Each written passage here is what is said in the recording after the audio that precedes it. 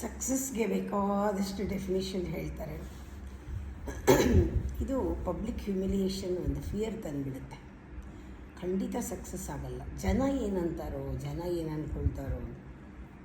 Success is something you attain. ಅಟ್ಟಿಸ್ಕೊಂಡು ಹೋಗೋದಲ್ಲ ಅದನ್ನ.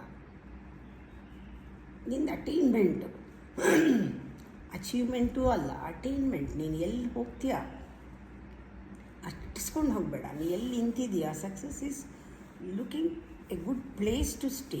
ನೀನು ಈ ಸ್ಟೆಪ್ನಲ್ಲಿ ಆರಾಮಾಗಿದೆಯಾ, ದಟ್ ಈಸ್ ಯುವರ್ ಸಕ್ಸಸ್. ಹಿಂಗೆ ಅಲ್ಲಾಡ್ತಾ ಇದ್ದರೆ ಸಕ್ಸಸ್ ಅಲ್ಲ.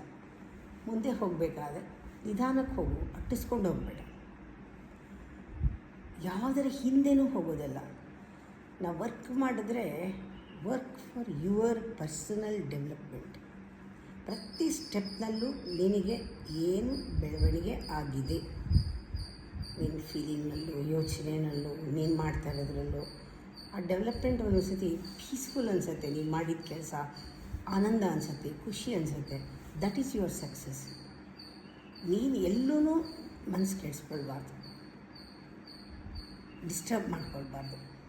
ಕೆಲಸ ಖುಷಿಯಾಗಿ ಮಾಡಬೇಕು. ಎಲ್ಲಿದೆಯೋ ಅಲ್ಲಿ ಅಟ್ಟಿಸ್ಕೊಂಡು ಹೋಗಬಾರ್ದು, ಅಟೈನ್ ಮಾಡಬೇಕು. ಇಷ್ಟು ಇಟ್ಕೊಂಡ್ರೆ ಎಲ್ಲ ಕೆಲಸನೂ ಆರಾಮಾಗಿ ಮಾಡಬೇಕು.